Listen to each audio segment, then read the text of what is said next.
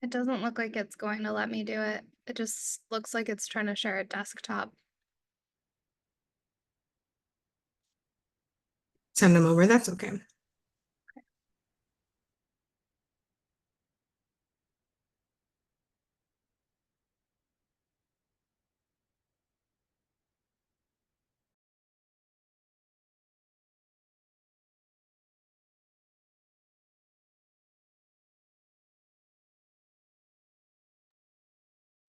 Hello and welcome. My name is Devin Anderson, and I am the engagement coordinator here at the American Association on Health and Disability. I am a white woman with long, dark blonde hair.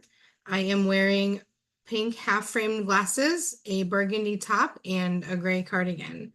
I am joined by my colleagues Michelle Sales, Nuria Paracha, and Cassandra Moore, who will be helping out on the back end to keep today's conversation rolling along. I wanted to thank you for joining us for the first conversation in this year's Disability and Health webinar series. We're looking forward to diving into a discussion on trauma-informed care when it comes to recovery, especially at the intersections of mental health and disability for National Recovery Month, which is September.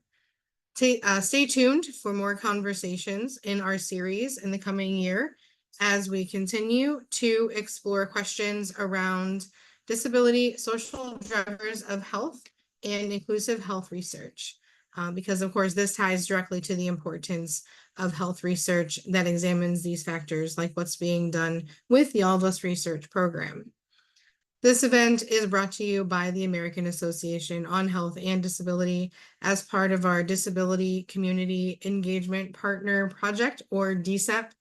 This initiative is working to involve the disability community in health research with the All of Us Research program.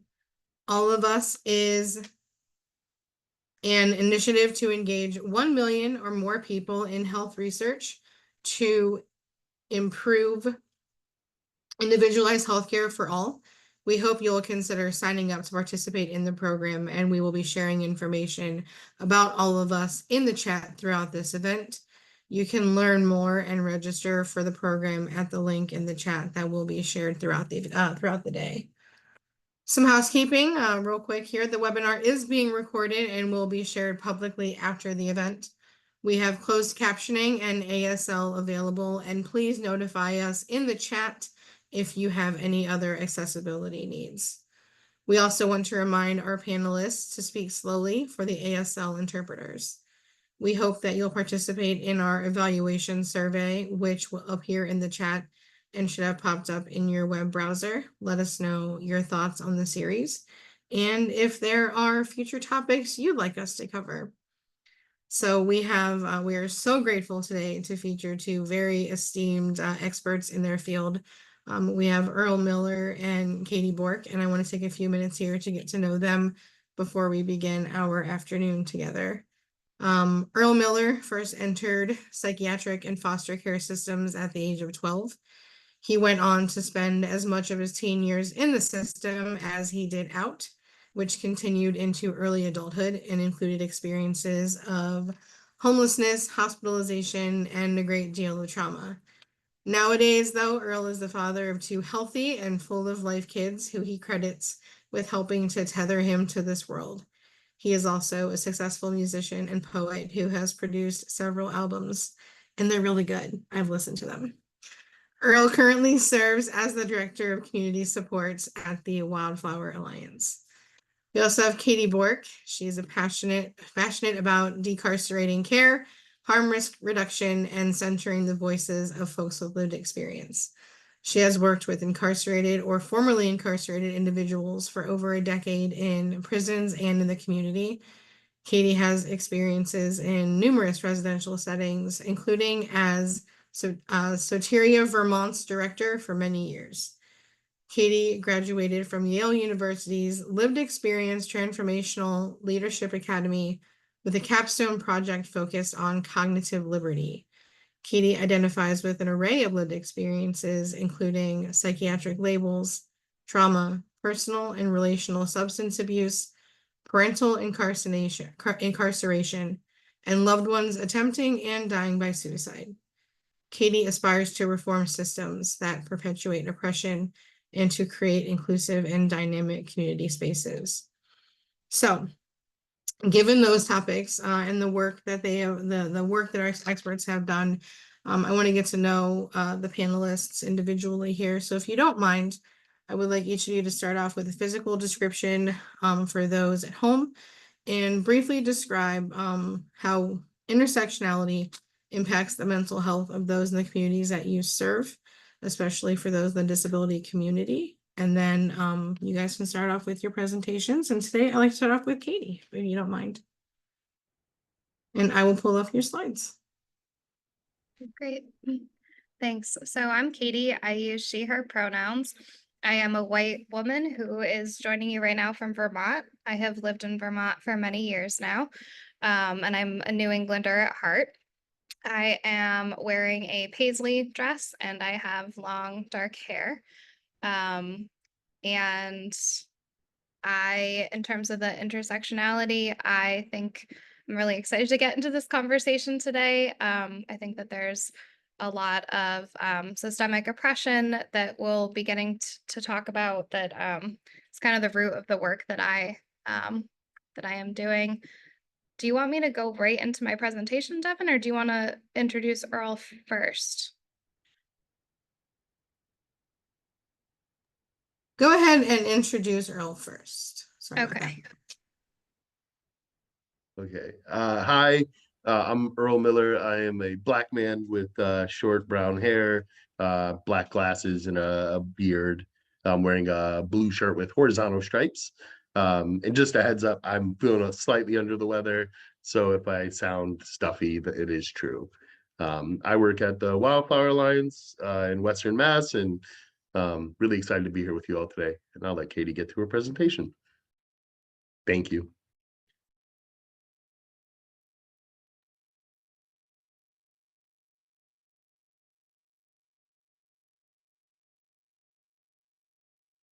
All right. And okay, perfect. Thanks, Devin.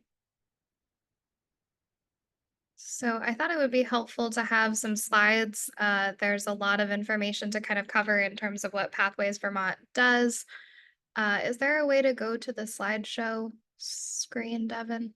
If you look up at the top right, it says slideshow and it should allow you, I think, to present from there. Perfect. So I've been working at Pathways Vermont now since 2012 with a 1-year hiatus where I was working in the psychedelic space. So I'm going to focus largely on Pathways Vermont programming today and then just end with a little bit of information about psychedelics. So Pathways Vermont's mission is to end homelessness and offer innovative mental health alternatives. And Devin, is it helpful? Okay, perfect. So Pathways Vermont has a value-based service philosophy. And I think that it's really just critical to kind of cover some of our values going into this conversation. So we believe in individual choice and self-determination. We take a trauma-informed approach to relationships and our services. A huge part of the work that we do is centers around harm and risk reduction. We also provide peer support. We focus on community integration, and we value respect, warmth, and compassion. I wanted to provide kind of a working definition of how we talk about peer support. I've found over the years that people can define peer support very differently. So peer support is a term used to refer to several things.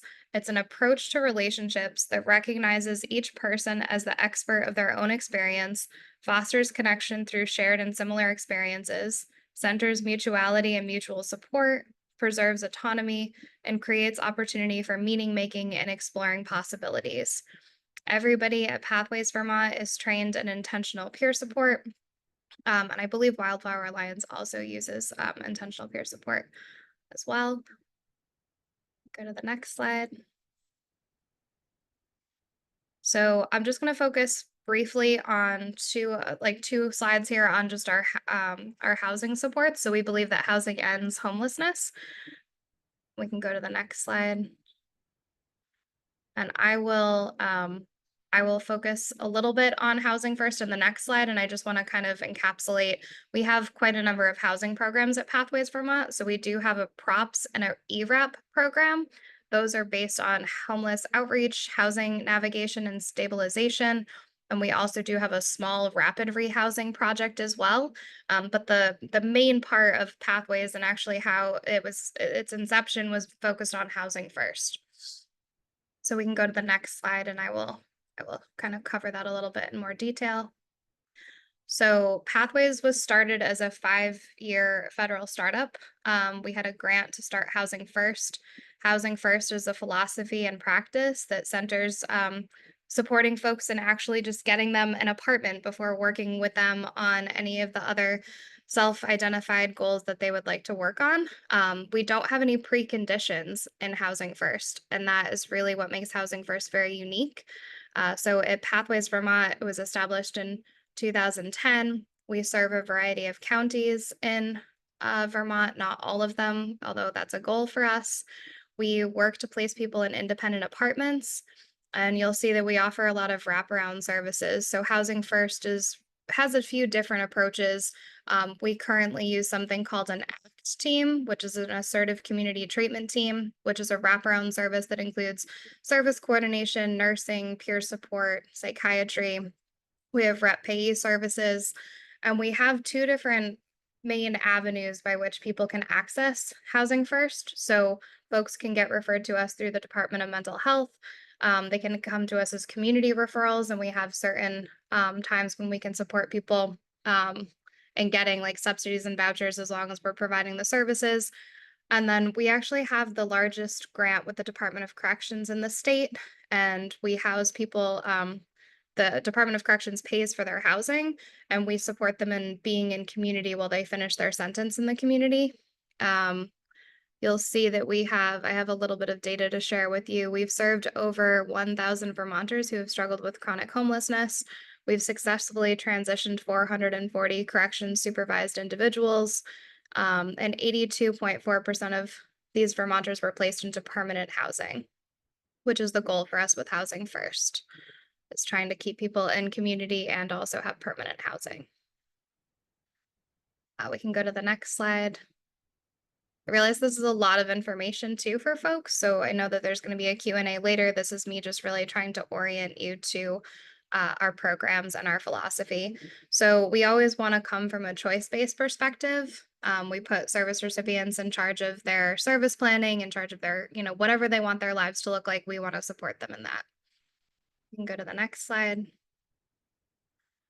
This is one of the pilot projects that I'm currently managing that I'm particularly excited to highlight.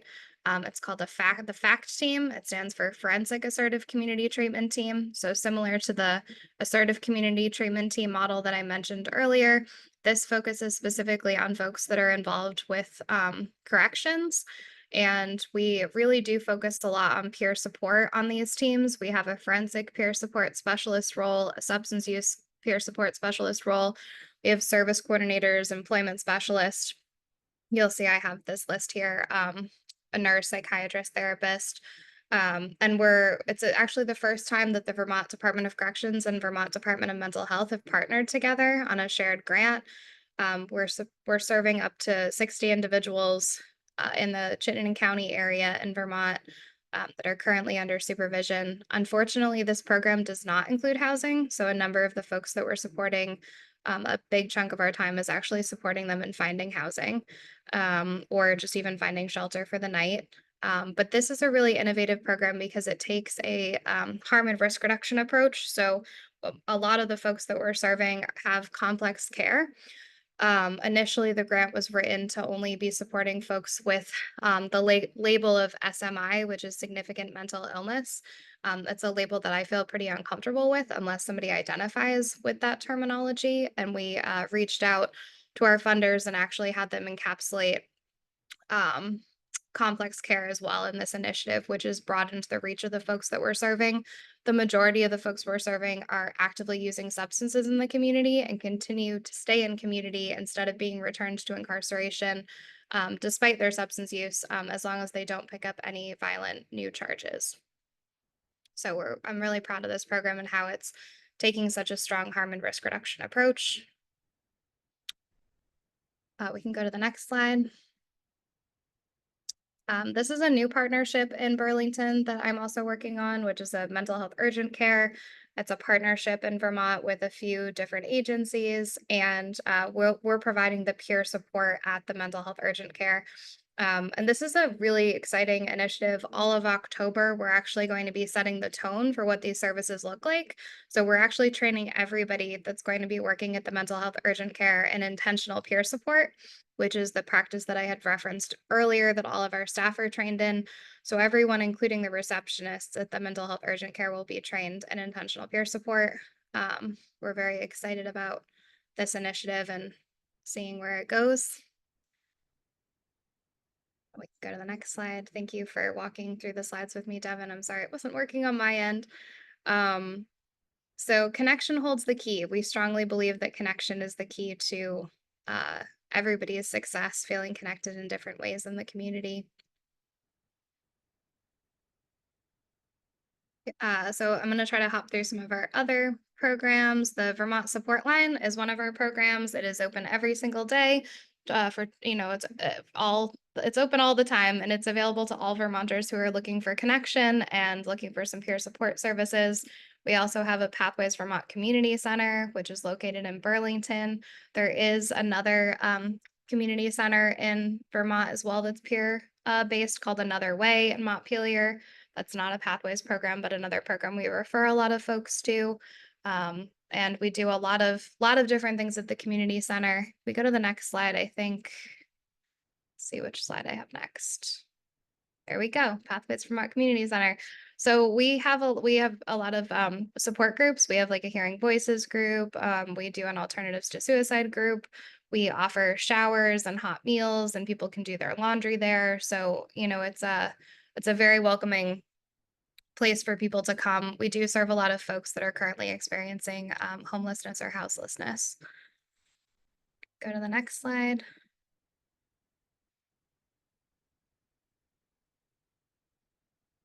And then part of Soteria is a big part of my heart. I've been involved in Soteria in some capacity since 2016. So it had been open for 1 year. It started in 2015. It's a residential program that's based on the Soteria model, Lauren Mosier's Soteria model in the Bay Area in the 70s. It was a formal study that was done for folks experiencing first episode psychosis that showed that folks fared better in community settings with minimal use of antipsychotic medication. So we offer people all like choice as they come into this program. It's an alternative or preventative to hospitalization. It's for folks that are experiencing first episode psychosis or extreme states or non-consensus reality. The target stay for somebody is 3 to 6 months, although we average about 5 months. We try to create a home-like setting. We lean into that. We took it from the original Soteria, the being with versus doing to. So really just trying to support somebody in that experience and believing that people can work through that experience.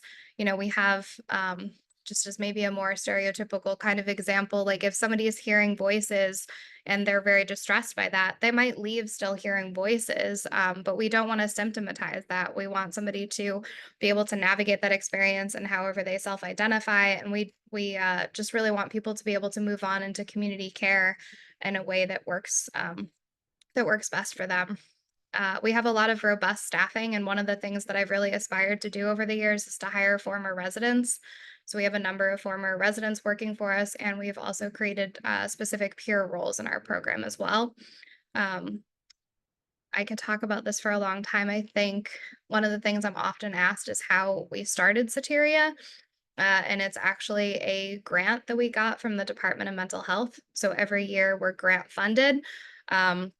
And we're licensed as a therapeutic community residence with Dale. And because we're fully funded every single year, we don't need to bill for services and we don't need to diagnose people, which gives us the opportunity to just really meet people where they're at. We have a robust intake team of probably 5 or 6 of us that talk about people that are referred to us and if they're a good fit for the program. Go to the next slide. We're opening a new Pure Respite, which I'm really excited about. And Earl, I'm excited for you to talk a little bit more about Wildflower Alliance, which I've been reading the book and using that as a reference point for how we really want to open our Pure Respite in Burlington. We're super excited. Myself and one of the former managers of Soteria are really involved in this project, and it will be opening in the fall and open to all Vermonters. This is also this one is actually funded by a foundation. So we're also in a unique place to not need to bill for any kind of services. And it's a 2-year pilot startup. We can go to the next slide. And this is just kind of a plug-in for some of the work that I'm doing outside of Pathways Vermont. The year hiatus that I took, I worked on a national psychedelic peer support line as at a director level there, and supported them in creating some of their policies and procedures and onboarding of their volunteers. I'm particularly interested in psychedelics and psychosis, and how folks that are experiencing psychosis are really excluded from psychedelic research. I am also just very aware of how psychedelics become and kind of integrated into the medical model, the ethical kind of concerns that might come up with that. And I think that there is potential for harm within this movement, and also a lot of potential for success. So I think I'm just really aware of highlighting this, because it is just a matter of time until this is really incorporated, I think, into the medical model. And there's obviously certain places throughout the country that are doing a lot of, it's legalized in certain areas in the country. So it's just worth noting. And I'm really specifically interested in ibogaine treatment for folks that are struggling with opiate use or addiction. So just wanted to put a plug in for that in case there's any questions about that at some point in this. I think that's my last slide. I know this was a lot of material, so welcome questions later on.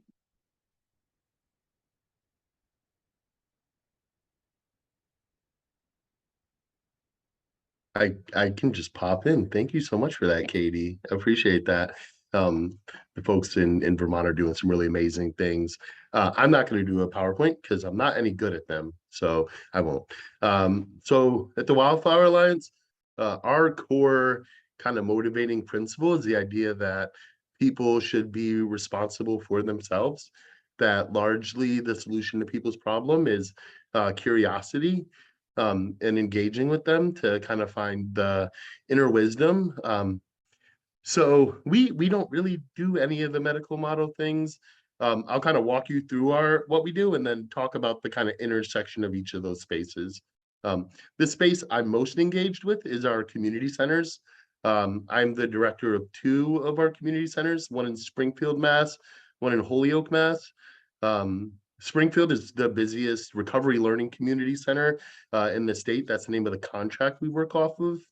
And we'll see anywhere between 80 to 120 people a day. Those are largely going to be unhoused folks today, but we're also seeing folks who are migrants. The intersection there is we also serve as a hub for folks in our community who feel like they're not getting access through their providers. An example of that is last week, a gentleman in a wheelchair showed up. He had been waiting about 6 months to get a therapist appointment. And when he got one, it was on the 2nd floor of a building without an elevator. So he had waited this long period to get this appointment. And then when he showed up, he wasn't able to go. So we were able to engage with folks we know at that provider agency to find an alternative, and to really push that he shouldn't have to wait again, that he shouldn't go to the back of a line, that he had done the waiting that was required of him. And sometimes we find with provider agencies, they struggle to hear things directly from folks, because it's really easy, particularly for folks with mental health challenges, to use the, I really appreciated Katie saying that non-consensus reality, to using the piece of folks that exist in that non-consensus reality to invalidate them across the board. So to say that this person, even if they have some extreme beliefs, still has a right to prompt care in a community setting, and that we would support any accommodation that they can make. That sort of advocacy is a key component of what we do. We provide food out of those centers. We have a gym. We have AA meetings that happen in this space, hearing voices meetings, alternatives to suicide groups. which are all kind of non-judgmental spaces to discuss ideas that you may find some punitive response from in the rest of society. We have a peer respite, a FIA. It's one of my favorite places. It is just a house in Northampton, Mass. We're able to have 3 people there. They stay for a week. At times we've played with giving people extensions and making that longer, but we found that it really isn't fair to give some folks longer stays than others. So we do 7 days. The only locks in the building are the ones on folks' doors, and one on the outside, but it's not like there's staff sections of the building and, you know, people stay in their sections. Everybody, it's a house, so everybody kind of uses it to the best of their ability. One of the things I'm really excited to say is that we're actually opening up a second respite. It'll be the first LGBTQ plus peer respite in the world. We'll be opening that up hopefully in Holyoke, Massachusetts in March. And that will have longer stays, so folks will be able to stay there for up to 2 weeks. It'll have capacity for 5 folks. And one of the things our director there, Ephraim, is really working at that I think is really important and also speaks to that intersection is that when folks get gender affirming care, they are often left out of like medical respite spaces because somehow that is seen as less deserving of care. And so we are very intentionally in the development of this respite, creating a space that will be safe for folks to recuperate after receiving gender affirming care. So we're exploring the idea of having a nurse there to meet folks' basic needs while they're there. So we've been waiting a long time to expand that. The respite and the centers are both funded by the Department of Mental Health here in Massachusetts through grants. We as a whole, the Wildflower Alliance started from some folks in Western Mass kind of understanding that the state was going to fund peer communities. And our guiding council started to meet before they'd announced that grant. So we are the only folks under that contract, which is Recovery Learning Communities, that are not tied to a provider agency. Sarah David, our director, has been there from the very beginning. So centers, we have one in Pittsfield, we have one in Greenfield, in addition to the Hampden County ones. Respites, we have peer bridgers who go into hospitals and meet with people while they're on units. And they're able to help them to transition out of the hospital to a community of their choice. That's another really important intersection point. Often what you'll find is that when you're leaving hospitalization, the only supports you can find are ones to clinical agencies. But we know that folks do best when they're around community, people who care for them, and places where they find meaning. And so we're able to transition folks to wherever they want to go. And so sometimes that does mean to a traditional provider or to wherever a person's, to home. Sometimes it's meant to a roller derby team. Sometimes it's meant to, learning how to fish so you have a place to go outside. We're able to accept folks' ideas of what that meaning is and just support them around that. So our peer bridging team, we also have a team called Wild Ivy. That's a statewide contract, so they cover all of Massachusetts. We mostly operate in Western Mass, which is not Boston, and is probably enough for most folks to understand that we are the part of the state that is not Boston. And so Wild Ivy is really about the intersection of disability rights and mental health challenges. So they support folks through community events. We have an initiative called Black Movement Voices, which has taken in the mental health movement, the psychiatric survivor movement. Largely the stories that have been told are the stories of white middle class to upper middle class folks. And Wildflower identified that there was, along with some folks who'd also been thinking these thoughts around the country, that there was this missing group of Black and brown folks who had also worked to liberate folks from hospitalization or psychiatric oppression, wherever that might lie. And so we have an entire presentation on that travels. I'm going to pause so the interpreters can switch. An old pro here. No worries. So they right now their big initiative is Tech Goes Home. And it's an initiative where we're able to provide free laptops and hotspots to people. And one of the things the pandemic really showed us is that we are kind of past the time where internet access is a luxury, that being able to connect is really how things work. Um, Part of the benefit we found of that is that for some people, they feel really uncomfortable going to provider agencies, or it's a tremendous burden to them. So having the option to choose telehealth really does kind of open the world up for folks. Um, and that's what we're trying to do. Um, we also, so Respirus, Wild Ivy, we have a training team that travels around the country and world. We train folks in the hearing voices approach. That comes out of England. Um, Actually, Wildflower hosted one of the first hearing voices groups in the country. And really the idea is that um, kind of the thing a lot of folks who hear voices have been told, that the voices were something to fear or ignore, isn't true for everyone. That for lots of folks, there's meaning in the voices, there's an understanding to be gained, and that even if you don't believe those things to be true, that judging folks and kind of creating spaces that they can't engage with because they hear voices is oppressive. So I say all of that to say our big thing is trying to make the world that we touch more free for folks, trying to create more spaces where folks can engage with it, and to understand that there is no one right solution to human pain. In that creating lots of pathways for folks, lots of opportunities for folks are really important. We are not opposed to any approach. We just think that the approach we do hasn't been tried well enough. Devin, did I go too long? Okay, I'm done.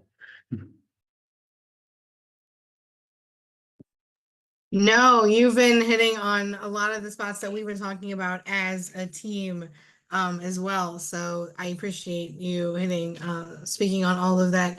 We actually just had a conversation about, I'm glad you mentioned, internet, because, internet is absolutely a social driver of health. That's a conversation we just had, I believe, yesterday amongst the team. So thank you for speaking on all of that. So before we get to the Q&A and sort of a roundtable discussion, I just want to take a few minutes here to talk about the All of Us research program and how it connects directly to this conversation today. So briefly, again, the All of Us research program is an initiative from the National Institutes of Health to create the country's largest and most diverse health research database with the goal of enrolling 1 million people or more. And as of this morning, I just checked, more than 837,160 people have joined the program. So we're almost at that million mark. And more than 87.5% of those are from groups that are historically underrepresented in health research. So what does that look like? That looks like racial minorities, sexual and gender minorities. It looks like folks that live in rural areas and don't have access to healthcare, and disabled individuals from all communities. So it looks like those that, that's the ultimate goal of the program, right? To enroll those individuals. So it's making sure that they're included in that research. And right now, there are over 100 studies in process right now involving mental health recovery and various forms of addiction currently being done. I just pulled it up in the database as we speak. So this work is being done right now in the All of Us research program. And this is being studied to kind of understand all facets of this. And there are links in the chat that you can look at and pull up the research that is happening right now within that database. All of Us is unique in that it's not just looking at the medical side of things. It is trying to create that opportunity to study the social drivers of mental health in key ways. It's using health surveys to collect data on social factors that impact health, including where you live, how socially connected you feel, and your ability to access healthcare. These factors impact your physical and your mental health. And you can learn more about that at the links again in the chat. And the organizations with us today, of course, Wildflower Alliance and Pathways Vermont and Soteria House are obviously passionate about, promoting that holistic wellness for all and taking the whole person into account with that. So I definitely want to do some roundtable chats. I have a couple questions that I would like to get to, but don't forget, you guys can use the chat as well for anybody in the audience participating. We have a Q&A button, so please use that as much as you need for those of us looking to ask questions. But I have one that I would like to start off with because it is National Recovery Month, and that kind of is sort of the focus here. We know that recovery is not a one-size-fits-all model. It's not, a point, I'm recovered and I get there and then I'm done. So when it comes to Wildflower and of course, Pathways, what does that look like for that single endpoint? What does that look like in your model, and how do you support folks through that, as they move back into the communities and continue doing the work that they do? So we've moved away a little bit from using the word recovery because it, in a lot of ways, feels like limiting. Even the idea that there's an endpoint, the idea that there's this thing to aspire for, and really that's for two reasons. One is that it doesn't account for the folks whose challenges are not entirely of their own, folks who are oppressed by the system or disadvantaged by the place they grew up or the systems they travel through. And the second one is that we also have no idea of what helps people. I'll say personally, for me, having a kid did a lot of good for me. And I don't know that I would have put that on a sheet of things to do to get better with my mental health. But for me, that increased responsibility and that kind of needing to care for a person was really important for me. And so for us, we kind of try to stay really humble in that. Even with substance use, I think it's really important to say that often we talk about substance use as this thing that happens and ends. And for a lot of people, the thing that started it was trying to find some respite from the pain, some escape from the pain, and just treating that symptom, that thing that helped to deal with the pain, and avoiding all of the other challenges that exist in the world doesn't really feel fair to folks. And it also ignores this very long and wide study of research that says respite is actually relapse is actually really important in folks navigating substance use recovery. And we still have programs in our area that treat relapses though it's some sort of untouchable sickness, as opposed to just a normal thing of a person exploring substance use. So yeah, I think we are excited to celebrate the idea of recovery when it appears for folks, and that there are some folks in our community who find real value in that. And from the kind of top down, we do our best to avoid it because we certainly don't want to be the arbiters of what recovery is.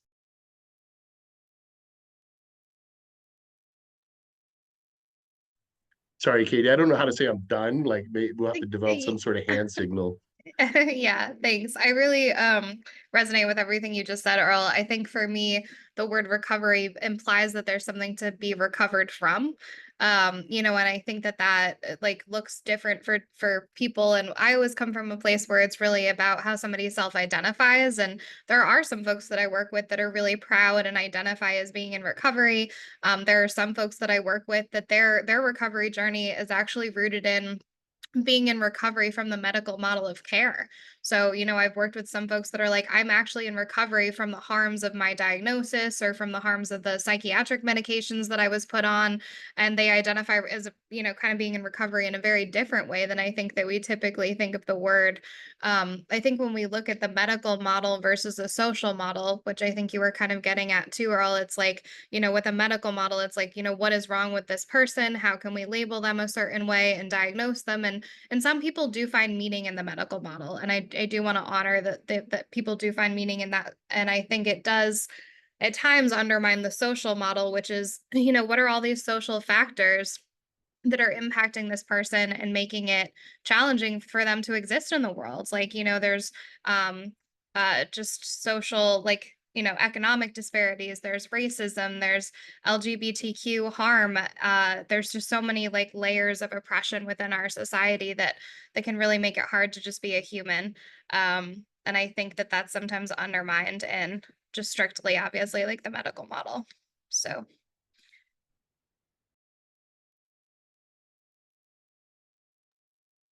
Yeah, I've nothing to add. Thank you. We're over here. Yes, absolutely. All of that. Yes, thank you. I love the recovery from the medical model. That really sort of I turning some gears. I know a lot of folks that I think can relate to that, especially in the disability space.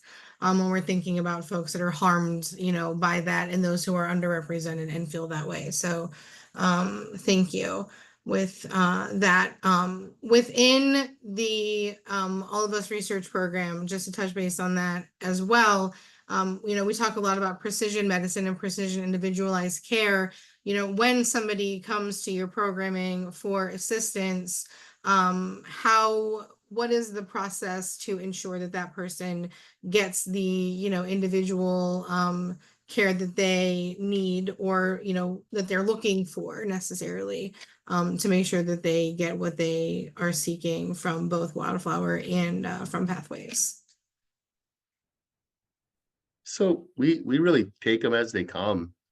For us, there is, and recognizing that this isn't, I don't want to say like Katie really likes doing onboarding paperwork. A lot of this is the grants you have, right? Where do you get the money from?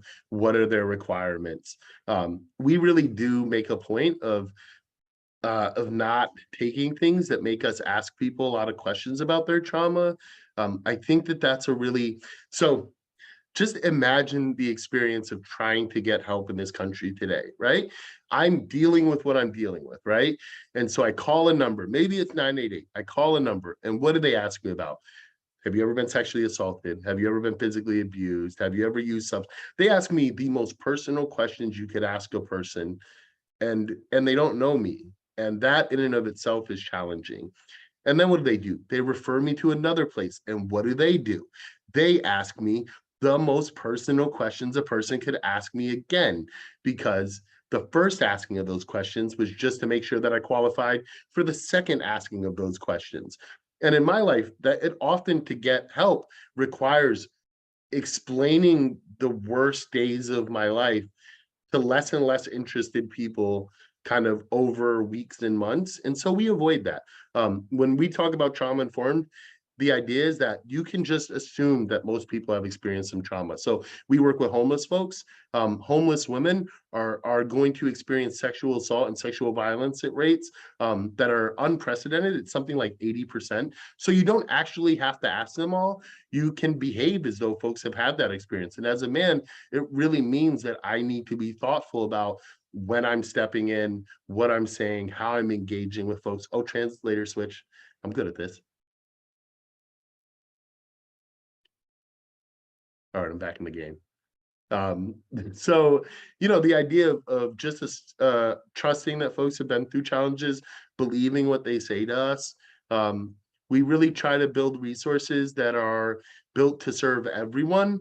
So an example is like non-gendered bathrooms, which is like such a political issue. But I think that serves everybody. Like, I don't want to go to the bathroom with 8 other people. I would much prefer to just go in a room by myself.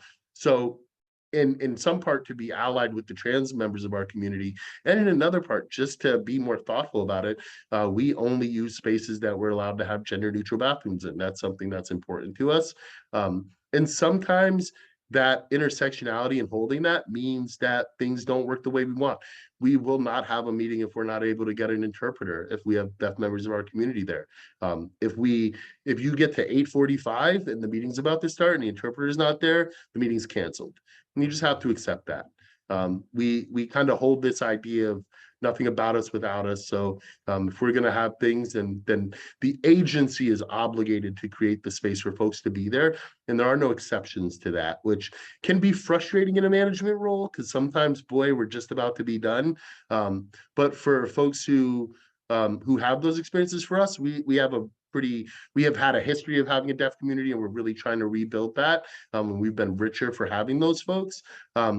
learning how challenging the interpreter situation is in this country, learning about how often folks are left out of it, and then doing something about it. And that to me is the most important thing is we can learn about all the intersectionality, about all the ways in which oppression can kind of line up on top of people. But if you don't do something about it, then what was the point of learning it? And so for us, it's it is baked into the way that we do things that if we can't accommodate everyone, then we can't accommodate anyone. Hand signal. Thanks. So I think it just in terms of like following the kind of continuity of somebody's care, it depends on the program that we're talking about for Pathways Vermont. So any of kind of our peer-centered programs, they're, it's really kind of what Earl described. It's like really just meeting somebody where they're at. It's kind of, with the drop-in center, somebody could come every single day. Maybe they only come one time. The same with the Vermont support line. That's kind of what I anticipate with the peer respite. And then with the mental health urgent care, we really tried to we actually agreed to all have, for example, separate medical records, so people can actually come into the mental health urgent care and only access peer support. They can have a peer support specialist join them in a clinical meeting, but we don't need to have, we really valued having some separatism in that to try to like lead to more choice. And that was like a big kind of push within this development.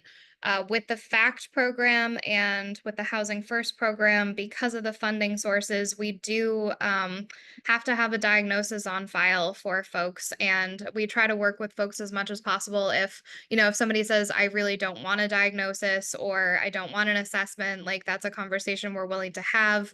I think it is a balance. And I think we're trying to change a system that's created a lot of harm and it is rooted in injustice and harm. I'm just like speaking of the criminal justice system. Like tomorrow, I'm actually speaking at the State House to provide testimony to try to impact the Supreme Court in Vermont to actually bring more peer support to the criminal justice system.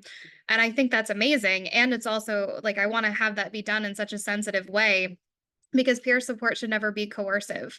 So I'm struggling when I'm working with certain like coercive systems to actually have us be, adhering to best practices.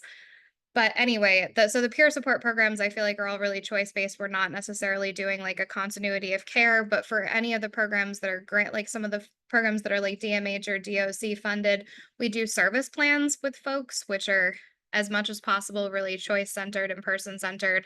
But again, we're working with systems that are not necessarily always, rooted in choice, and they do have certain limitations or conditions. So it's a struggle and it's a balance to try to do that work. And with service plans for Housing First, we usually do those at least yearly, but for Soteria, we actually do service plans monthly. And like I said, though, with Soteria, we don't use any diagnostic criteria for those service plans. Katie, can I ask you a question? Yeah. Why do you do a monthly? Well, so with Soteria, we do network meetings weekly. And then the service plan is kind of the way we do the network meetings is it's structured around certain goals or topics that we ask people about every week. And then we have that reflected in the service plan. So it includes like housing and wellness and finances. And so we try to have certain touch points. And then the goal of doing it monthly is really just to kind of keep the mark on somebody's stay. Like it's really a temporary stay for folks that are as an alternative or preventative to hospitalization. So from my framework, it's like, we want to be talking about this monthly. Like, do you really need to be in this program? Are you in a place that's high intensity enough to be served by us? And I think that that's rooted in the idea that people can be having these extreme state experiences and living in community, like really believing people can kind of work through that experience.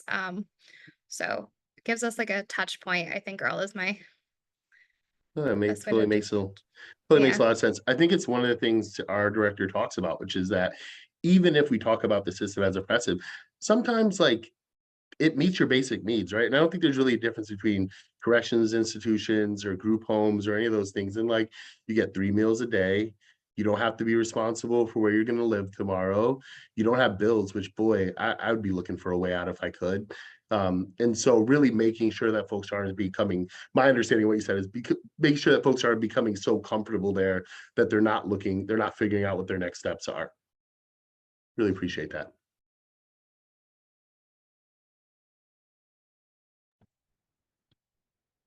Thank you. No, this is great. I love the conversation back and forth. That was kind of the goal. So more of that, please. I love it. So when we talk about the services that you provide, we talked about communities that you serve, and we know that a stigma is a big issue in all of this and in the care and whatnot. So how when they're coming to you and reaching out, how may you help different communities overcome that stigma to get care or to get the services? And what does that outreach look like in terms of being trauma informed and keeping that people first model in terms of that overcoming that stigma? You want me to go first? I saw so the point. yeah. Yeah. I mean, I think that for me, I really so we value hiring people with lived experience. And I think for me, that really breaks down the stigma. And if anything, I think because we have so many folks that identify with lived experience working at Pathways Vermont, I don't find that there's that much like tokenizing in that experience, but I do feel like in other programs where there's less people with lived experience, this answer might feel tokenizing. So I just want to like acknowledge that. I think it's a pretty high number of us that all identify with some kind of lived experience. So like at Soteria, for example, I would say the majority of folks that are working there identify with some kind of lived experience of mental health challenges, and a number of them identify with lived experience of extreme states themselves. So when you put somebody that's having that experience in a setting where they're surrounded by people that have that lived experience, you just immediately kind of alleviate that stigma. There's a sense of safety and security that's absent in the general community.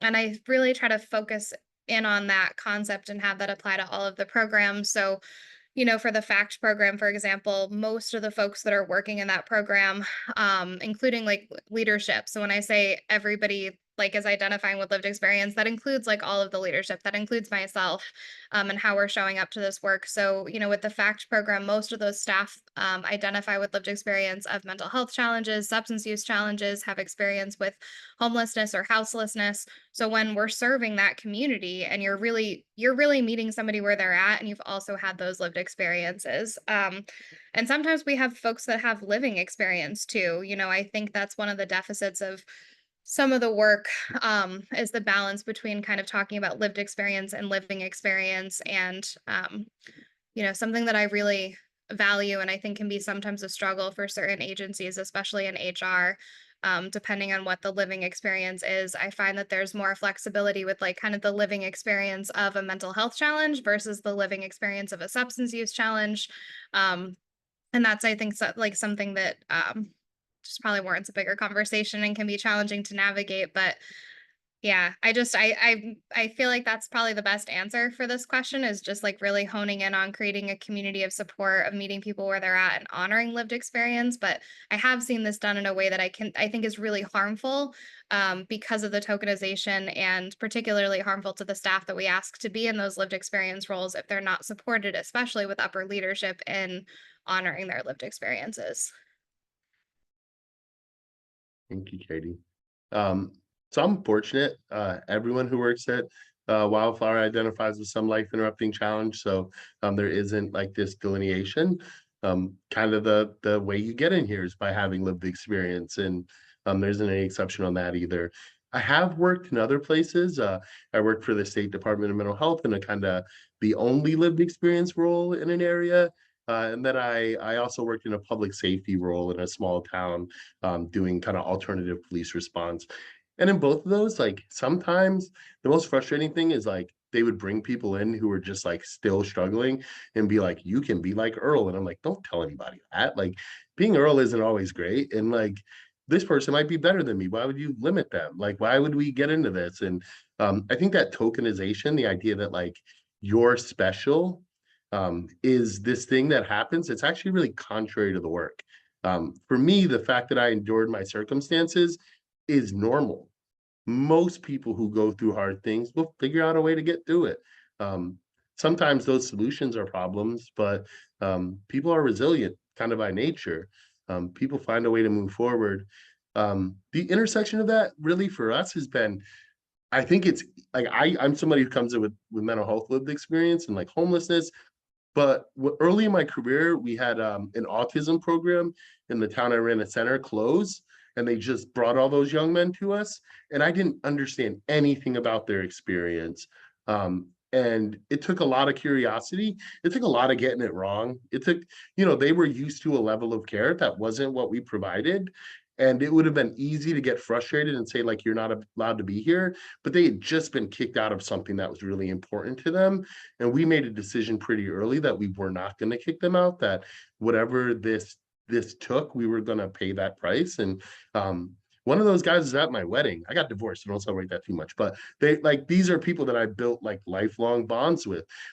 The understanding was that for these folks, they've been told that they didn't weren't capable of feelings. And this is 10 years ago. So I imagine the field has changed. But they were told that they weren't like capable of like socializing with people.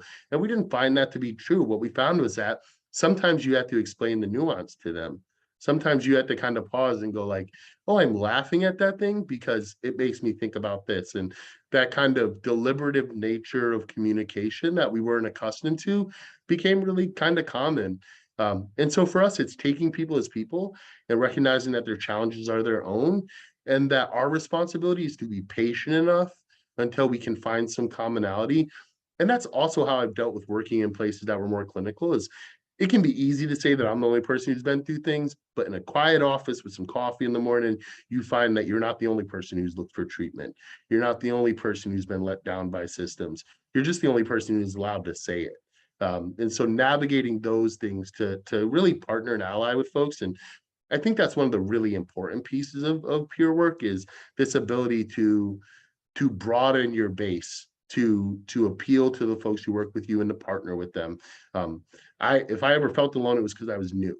If you gave me a couple months, we were going to figure out what we had in common, and we were going to work towards that. And I found that to be a fairly universal experience.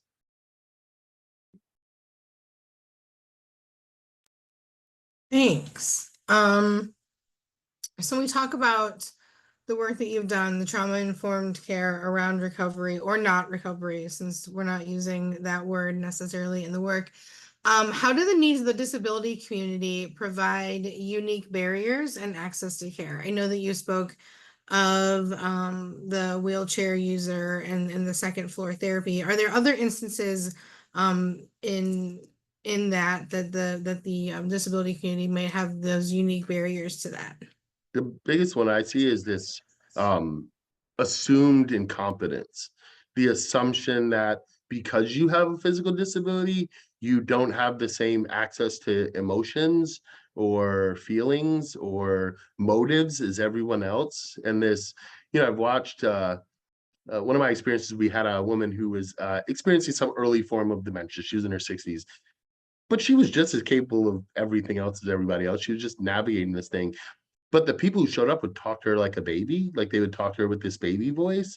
And nobody ever asked her if she liked that. Like, it was pretty offensive to her, but it also felt like she couldn't push back, because these were also the people who were providing her transportation and providing her housing. And it was an indignity to her. And I think that folks, it's easy to forget that not all of us are going to have the full use of our bodies and our faculties for our whole lives, but we certainly deserve the access to our dignity. And I think that's what I've seen the most, is that people are treated as though they're incapable. But one of the things we really talk about in our work is that they've survived every day up until the one they met you on. They've navigated every challenge up till they met you. And so to assume that they don't know how to solve things, or they don't know themselves, it's not just an indignity, but it is a real barrier to actually fully understanding what is happening for a person and being able to treat it with any real clarity.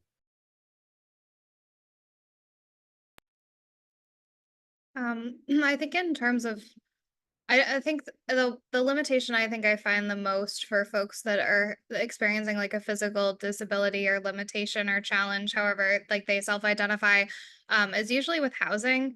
I think that it's already incredibly hard to find people housing, and then on top of it, to try to find somebody ADA accessible housing can be a huge barrier, especially for folks that also have a like criminal charges or criminal records. Like that's already prohibitive for a lot of folks. And then if they have a physical disability or challenge on top of it, it can be incredibly hard to house folks. I think I particularly see this with sex offenders. We actually house the most sex offenders in independent housing in the community across Vermont. And that is just a really, that's incredibly challenging. Like, for example, like sometimes we have folks that might need to go into nursing home level kind of care following a surgery, for example. Maybe even it's a temporary kind of physical disability. And most of the time, there's certain people that are not allowed to go to certain rehabs or recovery centers because of their criminal charges, particularly sex offense charges. And that's just that's a huge barrier that I've seen. That's I just want to add to that. If you have a sex offense, you can't ever live in any sort of federal housing. I don't know about Vermont, but here you can get a sex offense for public urination. We find that to not be uncommon. But if you're homeless, you automatically become a level 3, and you can't step down from a level 3. So kind of by the nature of this thing that happened, and then another thing that happened, you're precluded from, I'm not going to get that light this time. You're precluded from any sort of support for the rest of your life. And then kind of the compounding challenge of that, the criminal record thing one is huge too. Particularly if you have any sort of drug manufacturing or selling charges, you are precluded from public housing, subsidized housing, any housing that takes any amount of federal dollars for the entirety of your life. My grandmother moved here when she was 16 from Poland. She got evicted from federal housing when she was 19. She died earlier this year at 70. She was still not allowed to get public housing 51 years later. And so that barrier, like it's easy to think like, oh, well, I can't get public housing next year. But when they say for the rest of your life, they mean the rest of your life.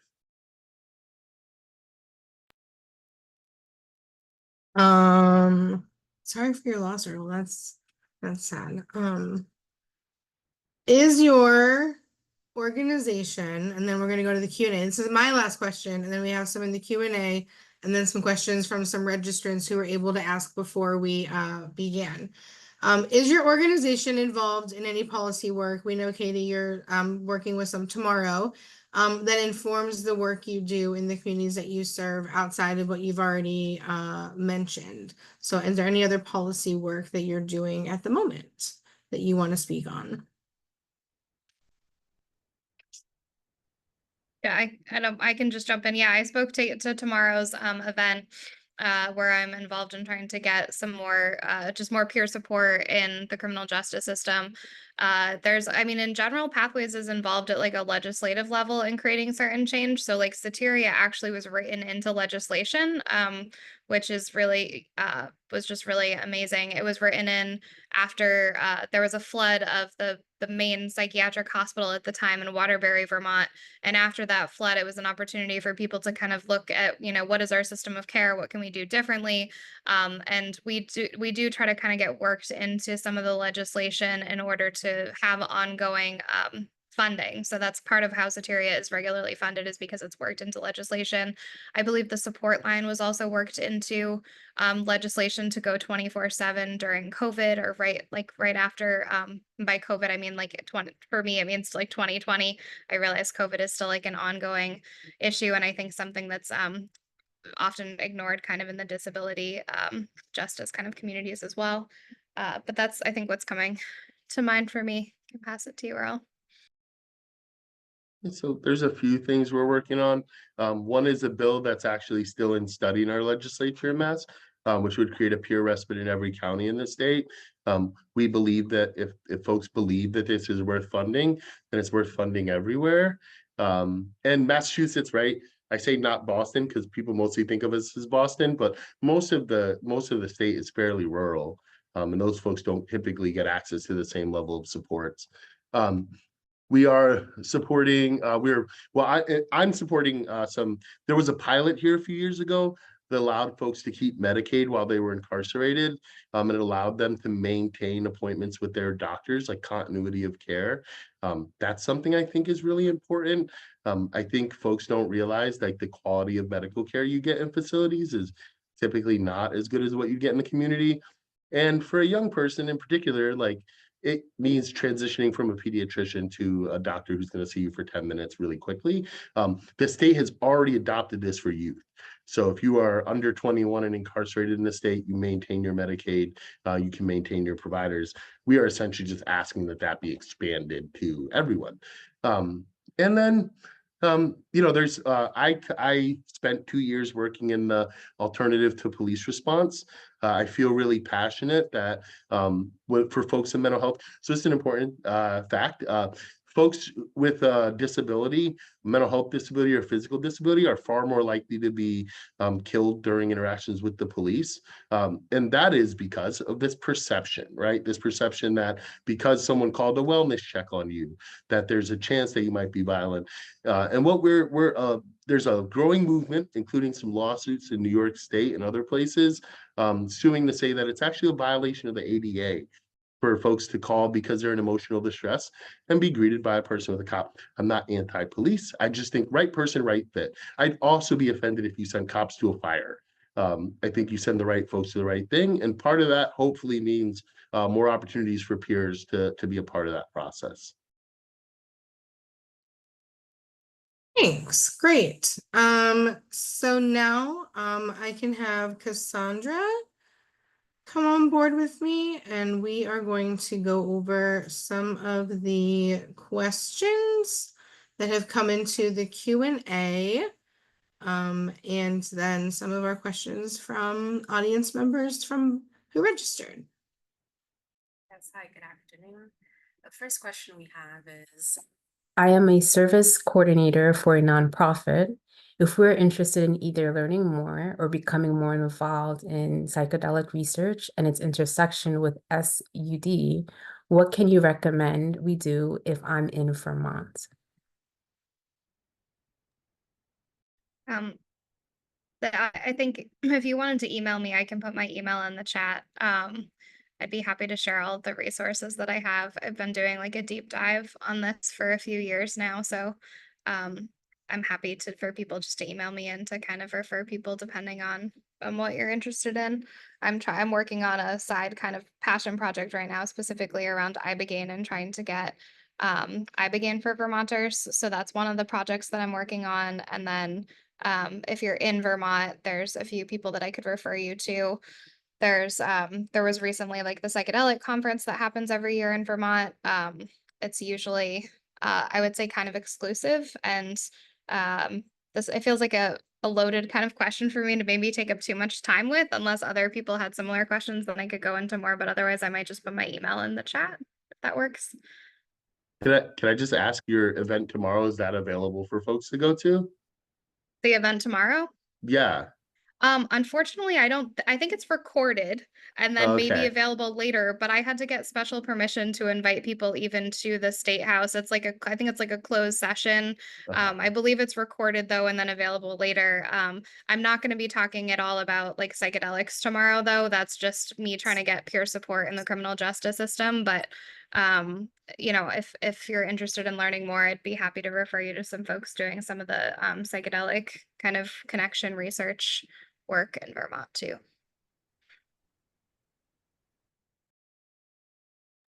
Thank you, Katie. The next question is if you can talk more about the difference between lived experience and living experience.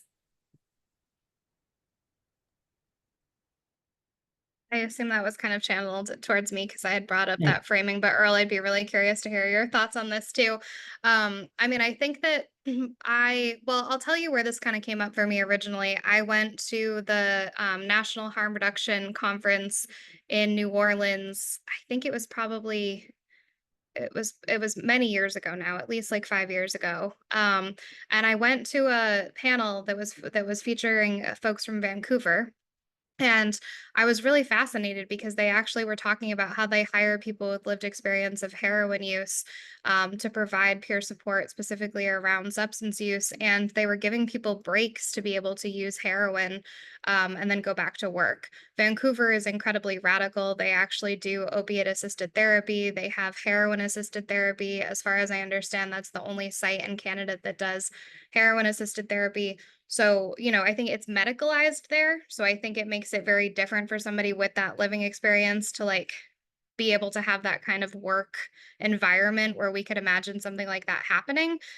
In the United States, it's illegal and it creates a lot of barriers for, I think, HR departments to try to support people that are going through some type of living experience of substance use and not having the most of the time where I've seen this happen is it's like this came to light, somebody needs to take some time off. Rehab is sometimes suggested as an option. Whereas like with mental health living experience challenges, maybe that's something that is just like, oh, you want to just take a few days off. It's a little bit less directive or coercive if there's something that's like happened at work. But I think I want to aspire to living in a world where something like Vancouver is possible in the United States. So I always think of like, that's what comes up for me when I think of like living experience. I'll give you one other example. Because of our Department of Corrections funding, I had somebody that I really wanted to hire that had so two or three of our positions at Pathways are forensic peer support specialist roles. So we require somebody to have lived experience of incarceration in order to do those roles. And for one of them, I had what I felt like was this perfect fit of somebody that actually did identify as in recovery from substance use, had some mental health challenges, but was currently under supervision of Department of Corrections. So because they had that living experience of still being under supervision, despite me really fighting this, I was not allowed to hire them for that role. I did find another role for them at Pathways, but I was not able to have that kind of living experience element because of the grant. So there's, limitations sometimes with that. Earl, is anything coming up for you with this? Because I'd be curious to hear.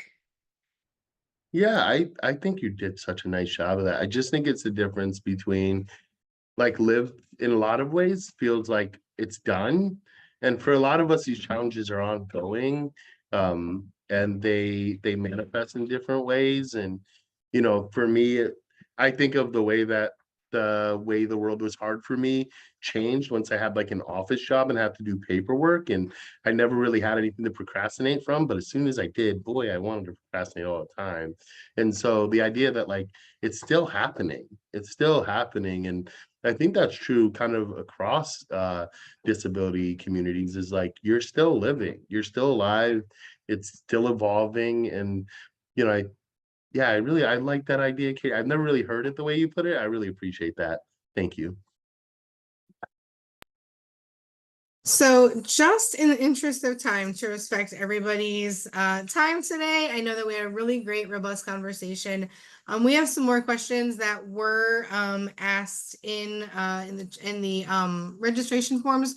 We will get those answers and send them out in the outreach materials that we will send out after the webinar is over.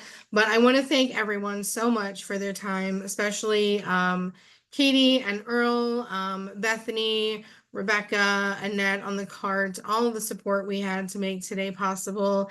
And to you, the audience, for being here with us. Thank you for your attention and your thorough questions. Once again, I'm calling on you all to consider becoming a participant in the All of Us Research Program. There are links in the chat to do so, to expand health research on intersectional health needs, including mental health, recovery, and disability. We cannot do this work without you and without all of us.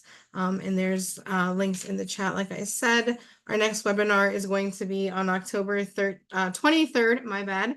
And it will be covering autoimmune conditions and non-apparent disabilities and that intersection. And there are links to register for that as well. You can sign up for our newsletter to get invitations for that and other events that we have to come. Thank you so much for your time and your energy. And with that, we'll send you off. Thanks again. Thank you.